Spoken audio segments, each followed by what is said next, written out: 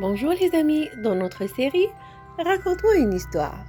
Aujourd'hui, je vous raconte l'histoire de la petite fille aux allumettes, un conte d'Andersen. Il faisait effroyablement froid. Il neigeait depuis le matin. Il faisait déjà sombre. Le soir approchait, le soir du dernier jour de l'année. Au milieu des rafales, par ce froid glacial, une pauvre petite fille marchait dans la rue.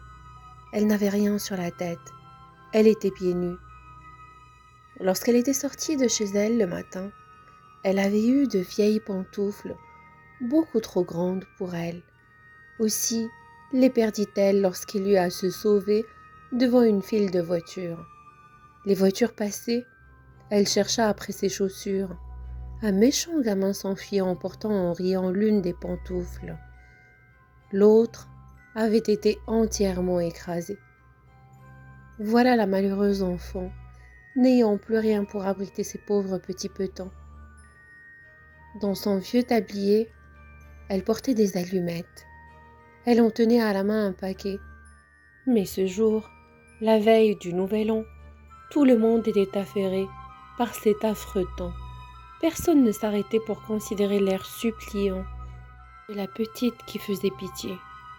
La journée finissait et elle n'avait pas encore vendu un seul paquet d'allumettes. Tremblante de froid et de faim, elle se traînait de rue en rue.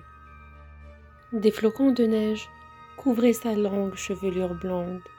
De toutes les fenêtres brillaient des lumières.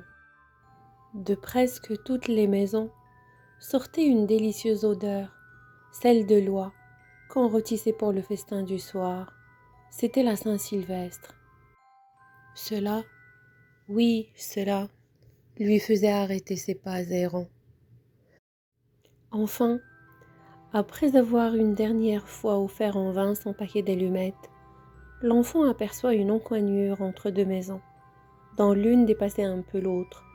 Harassée, elle s'y assied et s'y blottit, tirant à elle ses petits pieds. Mais elle grelotte et frissonne encore plus qu'avant. Et cependant, elle n'ose rentrer chez elle. Elle n'y rapporterait pas la plus petite monnaie, et son père la battrait.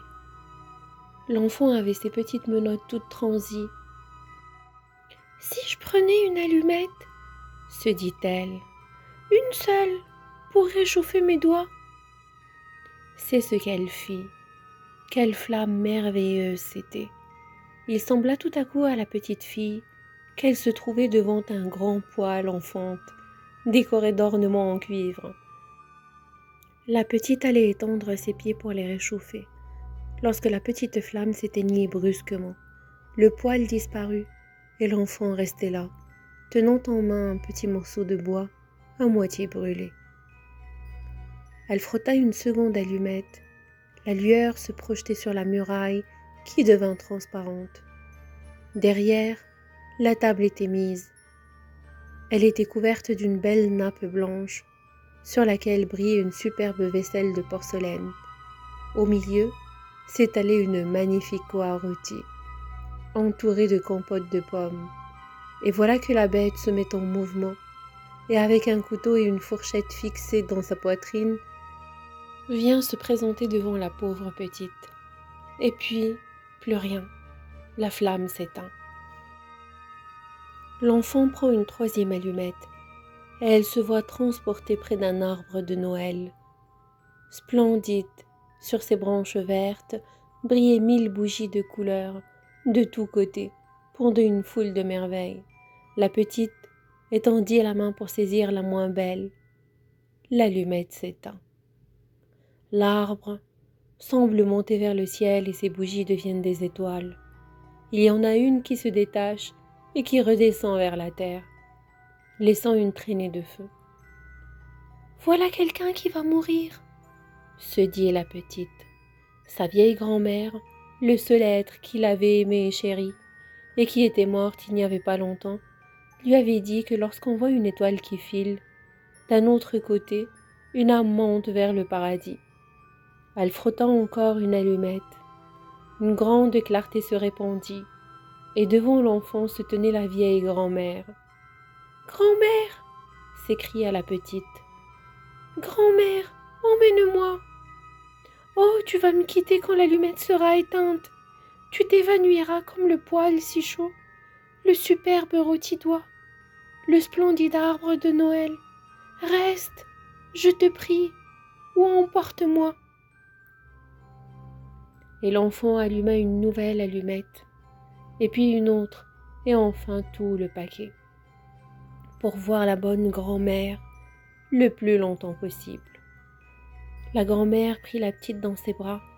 Elle la porta bien haut, en un lieu où il n'y avait plus ni de froid, ni de faim, ni de chagrin.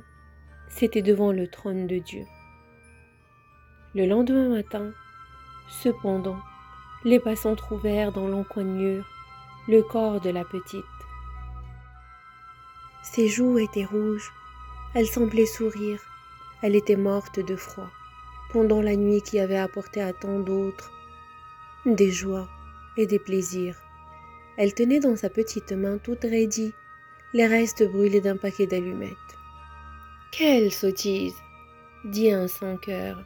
« Comment a-t-elle pu croire que cela la réchaufferait ?» D'autres versèrent des larmes sur l'enfant. C'est qu'ils ne savaient pas toutes les belles choses qu'elle avait vues pendant la nuit du Nouvel An.